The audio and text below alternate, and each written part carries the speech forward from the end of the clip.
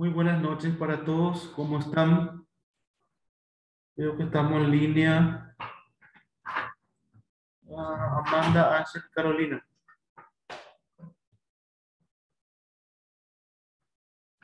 Buenas noches, Amanda.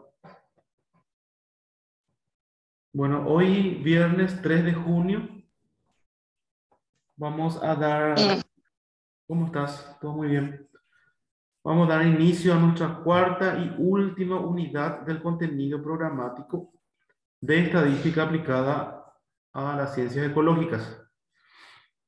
Bueno, nosotros estuvimos viendo antes de la segunda parcial la parte de estadística descriptiva y la estadística inferencial. Esta última unidad forma parte de la estadística inferencial.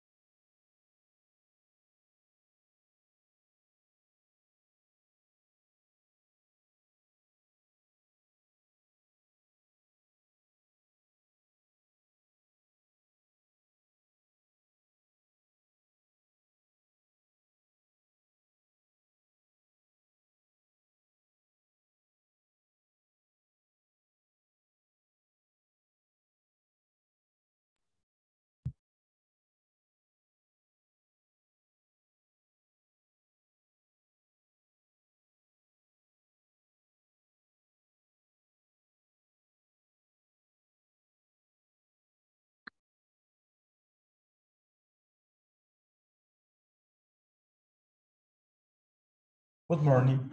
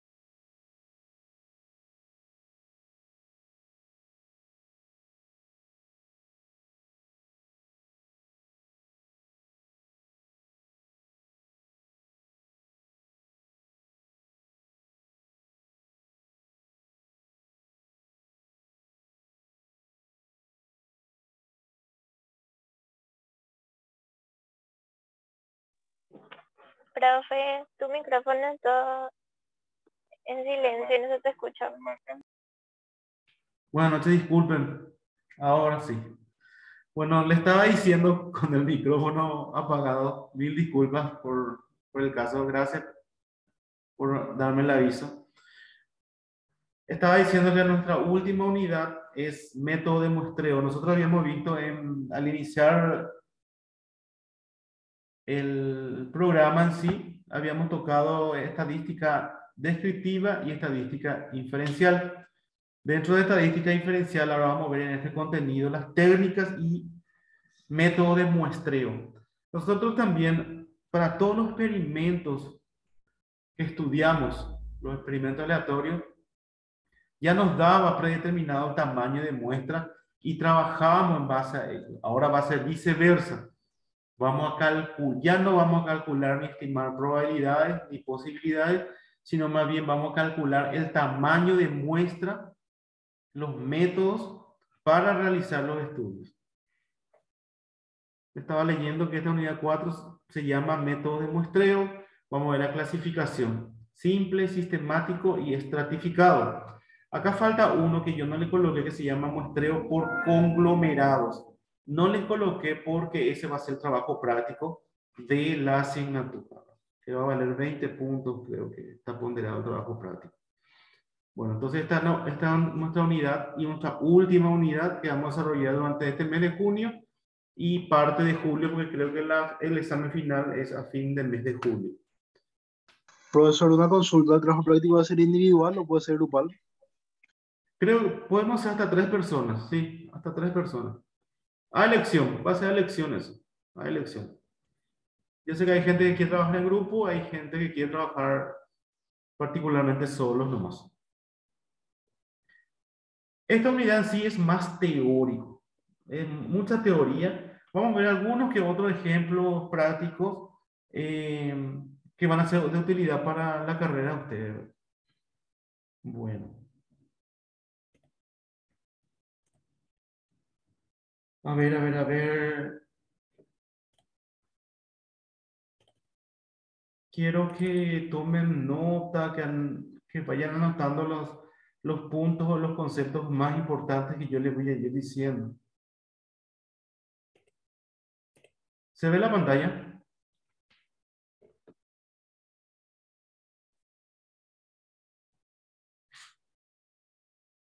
Pregunto si se ve la pantalla para poder seguir. Sí, profe, se ve. Bueno, muestreo y estimación. Muestreo, el concepto de muestreo es la acción en sí de realizar o tomar muestras de una población y en base a ello estimar los estudios. En estadística, perdón. Este puede ser el tema que cuando... Un ratito.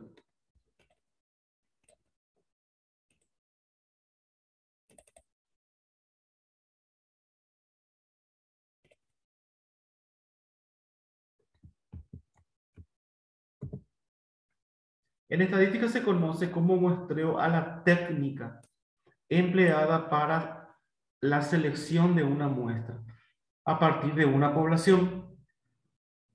Este proceso permite ahorrar recursos y a la vez obtener resultados parecidos a los que se alcanzarían si es que se realizase un estudio a toda la población. Lógicamente, desde que vinimos hablando, trabajamos con una población, pero nunca estudiamos a la población completa, ¿verdad? Existen ciertos tipos de estudios que exigen que sea el estudio a la población total. Por ejemplo, las famosas encuestas. Cuando se hacen encuestas a nivel nacional, se estudia a toda la población en un 100%. Pero nosotros vamos a ver para casos netamente de estimar tamaños de muestras.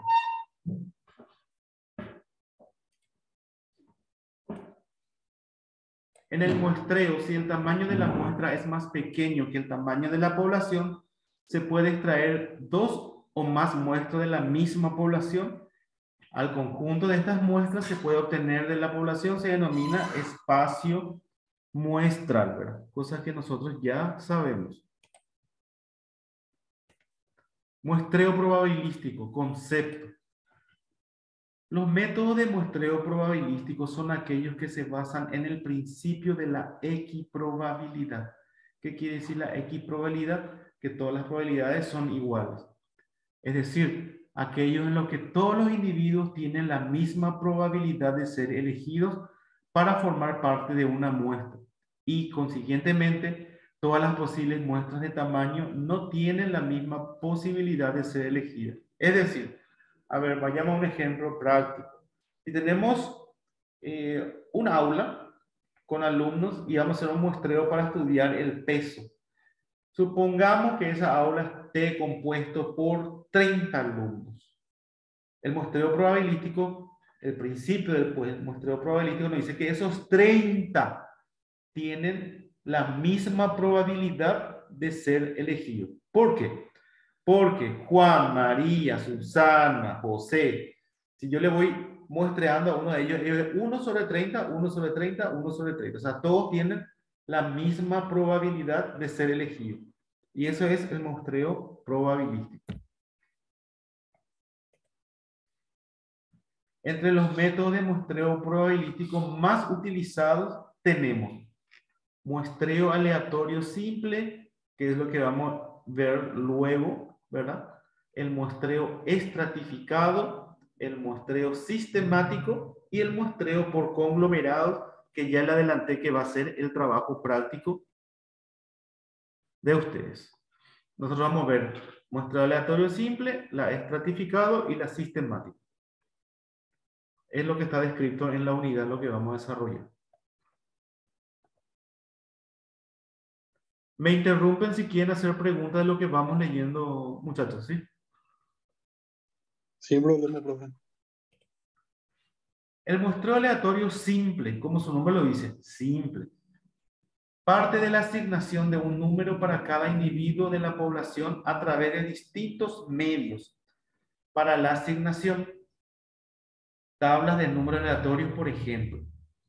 Este procedimiento, atractivo por su simpleza, tiene poca o nula utilidad cuando la población que estamos estudiando es muy grande. ¿Qué quiere decir con eso? Dos cosas fundamentales del muestreo aleatorio simple.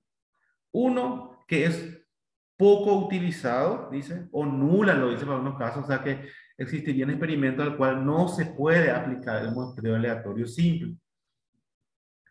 Y otro, que cuando la población es grande, jamás podemos utilizar este método. Vamos a tratar de comprender mejor qué es eso.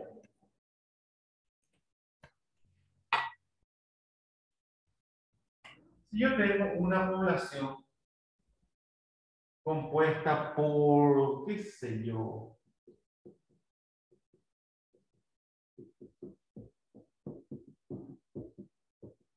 20 estrellas. Yo quiero utilizar mi método aleatorio simple, que le llamamos más. Método aleatorio simple. Y lo que dice el concepto de método de muestreo aleatorio simple es que cada uno de ellos tiene la misma probabilidad. Esta estrella tiene la probabilidad de 1 sobre 20. Esta otra estrella tiene 1 sobre 20. Todos tienen la misma probabilidad. Y el muestreo aleatorio simple simplemente se basa en elegir y extraer. Voy a extraer 5 estrellas. 1, 2, 3, 4, 5. Entonces mi muestreo aleatorio simple es, tengo un espacio de 1, 2, 3, 4, 5 y sobre eso realizo mi estudio. ¿Hasta cuánto es mi n? Mi n es 5. ¿De dónde yo saqué ese 5? Simplemente mi sentido común me dice que con 5 elementos ya puedo hacer un estudio de esta población pequeña. ¿Por qué es pequeña? Porque tenemos 20 estrellas nomás. Entonces, extraer 1, 2, 3, 4 y 5. Estoy aplicando el método aleatorio, método aleatorio simple, muestreo aleatorio simple. En eso consiste el muestreo aleatorio simple. Acá tenemos un ejemplo de, estos son es una urna con bolitas, ¿verdad? Sistemático. Se encarga de enumerar todos los elementos de la población, pero en lugar de extraer números aleatorios, solo se extrae uno. Se parte de ese número aleatorio y, que puede ser cualquier número, cualquier posición, que es un número elegido al azar. Y los elementos que integran la muestra son los que ocupan los lugares I, mi primera muestra, I más K, mi segunda muestra, I más 2K, I más 3K, hasta I n menos I de K. Es decir, que todos los individuos de K en K, siendo K el resultado de dividir el tamaño de la población de la siguiente forma. K es igual a N sobre N. N sobre N. ¿Qué es N mayúscula y qué es N minúscula? ¿Alguien me puede decir eso? ¿Alguien cómo interpreta eso? El número total de población y el N minúscula, el número de muestreo. Del muestreo, muy bien. Así mismo. Vamos a ver un ejemplo. Vamos a tratar de entender visualmente qué es lo que ocurre con eso. Estamos con sistemático. Sistemático. Todo teoría no se preocupen. Y yo tengo mi primera, 1, 2, 3, 4, 5, 6.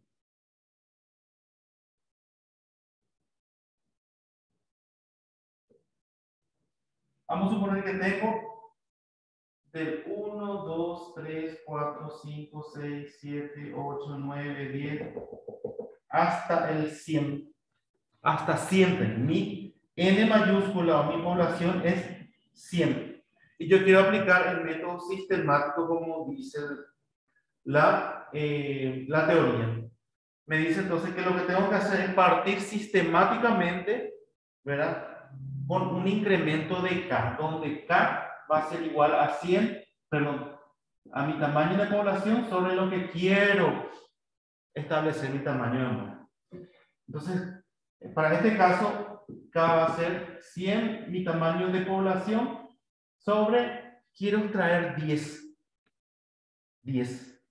De estos 100, 10. Entonces, dividido 10 y mi K va a ser igual a 100 dividido 10, 10. Sería ir de K en K. ¿Qué quiere decir eso? Que tomo acá mi primer N1, ¿verdad?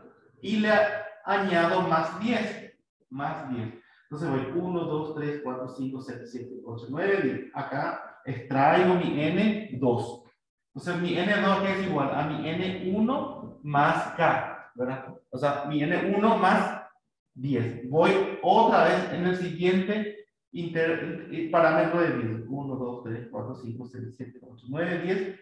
Quito mi N3, que va a ser mi N2 o mi N1 ¿sabes? De acá, más, como acá tenía 10, y acá tengo otro 10, tengo 2 por 10, o sea, 2K. Entonces va a ser más 2K. Y así sucesivamente. Voy a tener un N1 más un N2 más un N3 hasta N10. Sumo todo esto y voy a tener el tamaño de mi muestra total.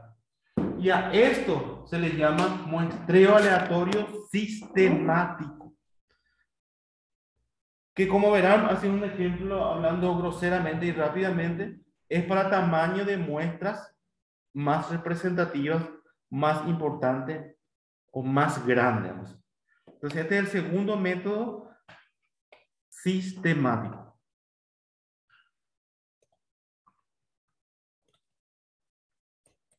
En eso consiste el sistemático. Muestreo aleatorio estratificado. Estratificado, disculpen. El tercer método. Leamos. Consiste en considerar categorías típicas diferentes entre sí que poseen gran homogeneidad respecto a alguna característica. Homogeneidad estamos hablando que son similares, parecidos o para no decir exactamente iguales. Se puede estratificar, por ejemplo, según la profesión, el municipio de residencia, el sexo, el estado civil, etc. Este tipo de muestreo pretende asegurarse de que todos los estratos de interés están representados adecuadamente en la muestra. Bueno, estratificado es una explicación técnica, pero vamos a ver como para entender mejor. No sé si se fijan, acá tenemos la imagen de unos pajarracos, ¿verdad? ¿Se ve eso?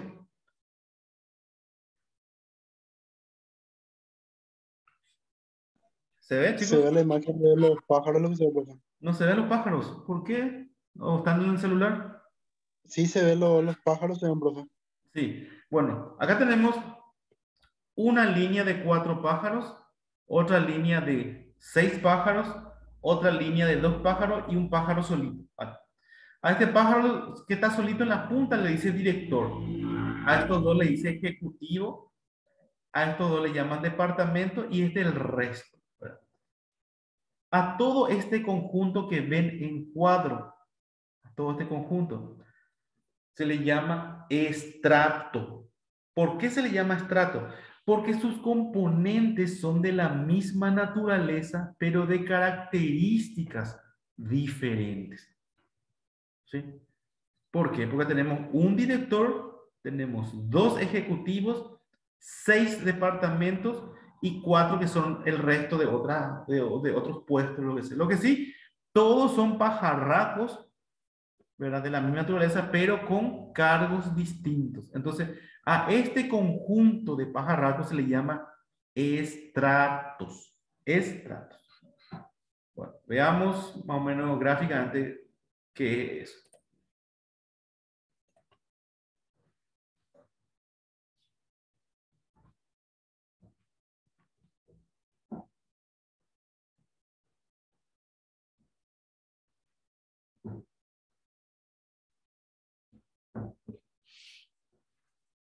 Bueno, vuelvo a mi primer ejemplo. Si yo tengo, acá tengo bolitas, tengo estrellitas, y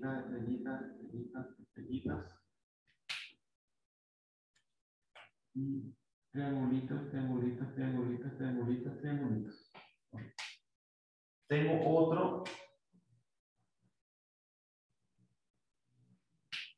donde tengo, acá tengo 4 bolitas, puedo tener el otro 3.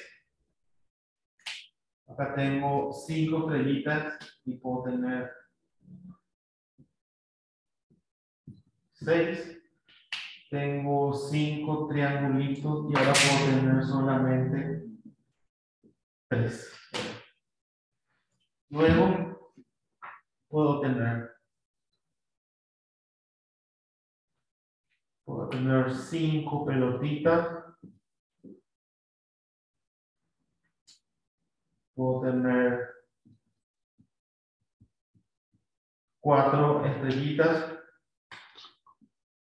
Puedo tener, perdón, 1, 2, 3, 4, 5 estrellitas y 4 triangulitos. ¿Sí? Bueno. Acá tengo, a ver, 1, 2, 3, 4, 5, 6, 7, 8, 9, 10, 11, 12, 13, 14.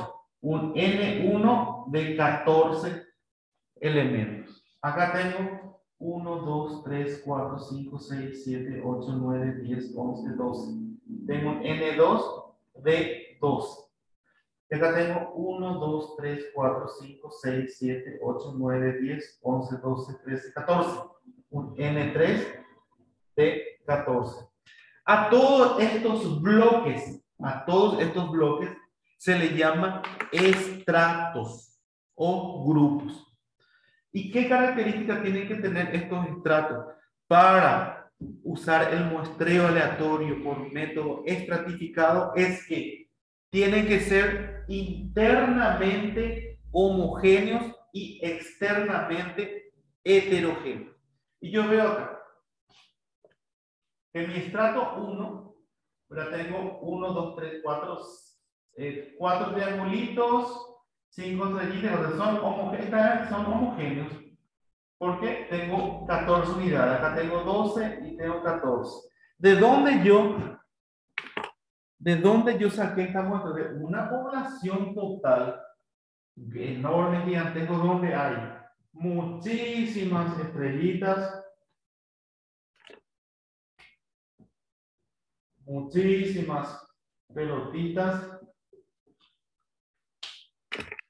y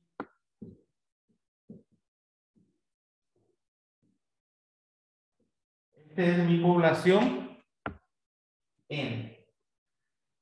Y establecer muestreos por método estratificado hay 2 pasos. Elegir primeramente para cada estrato el muestreo aleatorio simple, que es llevar una cantidad, pero con mi criterio de que sean heterogéneos. En un estrato 2, el mismo procedimiento con un criterio que sean homogéneos. Y en el estrato 3, el mismo criterio que sean también homogéneos internamente, pero heterogéneos externamente. Y esto es el muestreo aleatorio estratificado, donde voy a tener mi tamaño de muestra total. Mi tamaño de muestra total va a ser N1 más N2 más N3. Es decir, 14 más 12 más 14. Y ese va a ser mi muestreo por el método estratificado. Establecer bloques que tienen que ser internamente homogéneos y entre los bloques externamente heterogéneos. Y este es el método de muestreo por estratificación, que es lo que leímos recientemente con la imagen de los pajarracos. Acá con los pajarracos puede ser, este puede ser con cargos directores, esto con departamento y esto el resto. Entonces el conjunto en sí es homogéneo porque hay igual cantidad de cargos, pero heterogéneo porque son diferentes en cada estrato. ¿Alguna consulta hasta ahí? Así seguimos. De mi parte, ninguna, profe. Ok, sigamos. Entonces, en eso consiste el muestreo aleatorio estratificado. Estamos viendo los conceptos de cada método nomás. Y vamos a ir reforzando y se le va a quedar súper claro.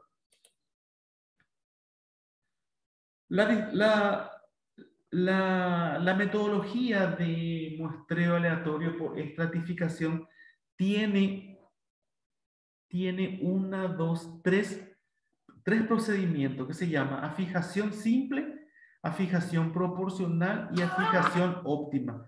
¿Qué quiere decir esa palabra afijación? La palabra afijación significa determinar la cantidad que vamos a tener en cada estrato.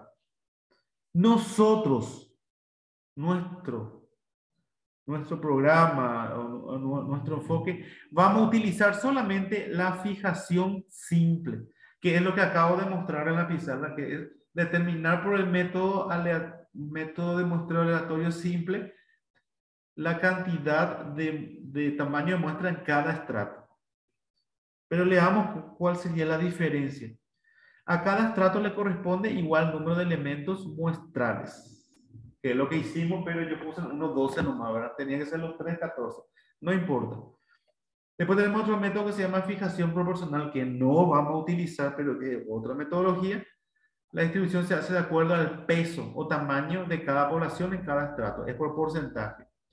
Y la fijación óptima se tiene en cuenta la previsible dispersión del resultado, de modo que se considera la proporción y la desviación típica tiene poca aplicación, ya que no se suele conocer la desviación generalmente, no se conoce. No nos complicamos, pero es importante saber que para establecer el muestreo por el método de estratificación existen 3 métodos: la fijación simple, la proporcional y la óptima. Pero nosotros, repito, solamente vamos a utilizar la fijación simple.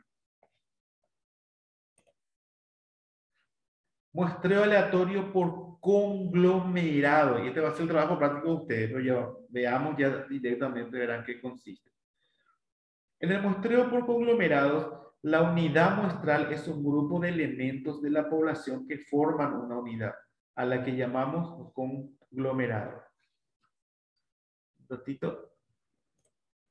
Las unidades hospitalarias, los departamentos universitarios, una caja de determinado producto, etcétera, son conglomerados naturales. En otras ocasiones se pueden utilizar conglomerados naturales como por ejemplo las urnas electorales. Cuando los conglomerados son áreas geográficas, suele hablarse del muestreo por área. El conglomerado es parecido al estratificado. Se establecen grupos de conglomerados, pero la diferencia es que tienen que ser internamente heterogéneos y externamente homogéneos.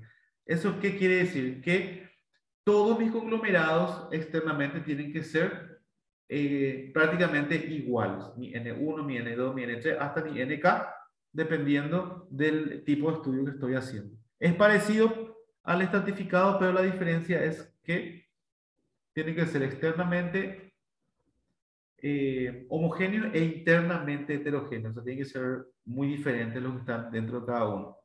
Se usan más para estudios geográficos, para barrios, zonas, ciudades, para ese tipo de estudios. Método de muestreo no probabilístico. La que estamos viendo son los probabilísticos, pero es importante saber también cuáles son los no probabilísticos. A veces, para estudios exploratorios, el muestreo probabilístico resulta excesivamente costoso porque se gasta dinero para hacer muestreos, ¿verdad? Y se acude a métodos no probabilísticos, aun siendo conscientes de que no sirven para realizar generalizaciones, pues no se tiene certeza de que la muestra extraída sea representativa, ya que no todos los sujetos de la población tienen la misma probabilidad de ser elegidos. En general, se seleccionan los sujetos siguiendo determinados criterios, procurando que la muestra sea representativa. En otras palabras, el muestreo no probabilístico no se usa y es muy arriesgado si vamos a realizar algún estudio que requiere importancia y seriedad, ¿verdad? Entonces, básicamente no se utiliza, pero de que existen, existen. Es hacer a la Bartola los muestreos, ¿verdad? Sin tener en cuenta los criterios o establecer algún método. ¿Por qué? Porque es más fácil, más rápido y a veces no se gasta nada inclusive, ¿verdad? Estos son los tipos de muestreo no probabilístico. Lo de conveniencia, obviamente, ¿verdad? Lo de juicio, que viene un fulano y sin tener juicio quita y no tiene fundamento su extracción de muestra. Por cuotas de bola de nieve, que es la que quitamos un chiquitito y vamos aumentando, va creciendo. Es la bola de nieve. Y la discrecional. Estos son los tipos de muestreo no probabilísticos.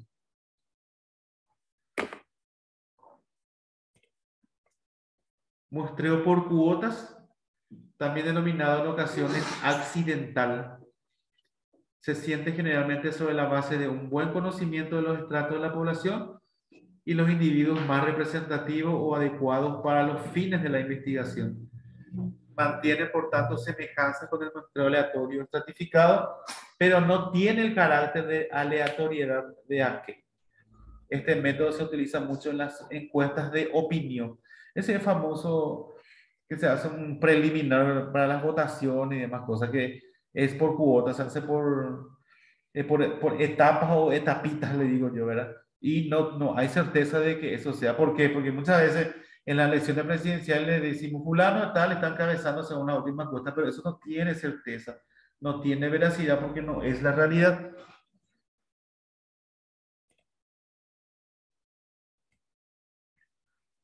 Opinático intencional es la que yo le dije cuando se le pregunta a alguien, verá sus intenciones de voto. ¿Por qué? Porque vos podés encontrar un grupo de población enormemente que no esté decidido y a la hora de la verdad se va y vota por otra persona, ¿verdad? Entonces es intencional o es una opinión de momento nomás, ¿verdad? Es lo mismo que para las ventas, no se vas a comprar una casa o un auto y hacer una encuesta y todo el mundo quiere porque es emocional. Pero a la hora de la verdad, cuando vas a hacer un verdadero muestreo de gente que sí va a comprar para su vivienda o para su vehículo, ¿verdad? Hay una realidad que decide si sí o no, ¿verdad? Dependiendo de otros factores. El casual o el incidental se trata de un proceso en el que el investigador selecciona directa o intencionalmente los individuos de la población. El caso más frecuente de este procedimiento es el utilizar como muestra los individuos a los que tienen fácil acceso. Los profesores de universidad emplean con mucha frecuencia a sus propios alumnos. Qué pelada, ¿verdad? Estas son las ventajas. Rapidez y facilidad de realizar el estudio, menor número de sujetos a estudiar, menor costo económico, mayor validez de estudio, mayor número de variables a estudiar. Hay más ventajas. Controlar y ajustar posibles variables de confusión. Es muy útil cuando el universo es muy grande o infinito, obviamente. Cuando alguno de los elementos observados se destruye en la observación, el producto sufre menos daño al haber menos manipulación. Lógicamente, ¿verdad? Y las desventajas, obviamente, muestra representativa, no existe una definición formal que nos permita afirmar que una muestra es o no representativa de la población de objeto de estudio. Y este es el famoso y más importante, error de muestreo o error aleatorio. El error que se comete debido a que al hecho de sacar conclusiones sobre una población a partir de estudio de una muestra de... Con esto hay que tener mucho cuidado, pero es más bien para los estadísticos, ¿verdad? que manejan estos parámetros de error. Realmente los estadísticos, los que hacen estudios para tomar decisiones importantes o de alto riesgo, primero estiman el error muestral. Siempre se calcula un error muestral primeramente.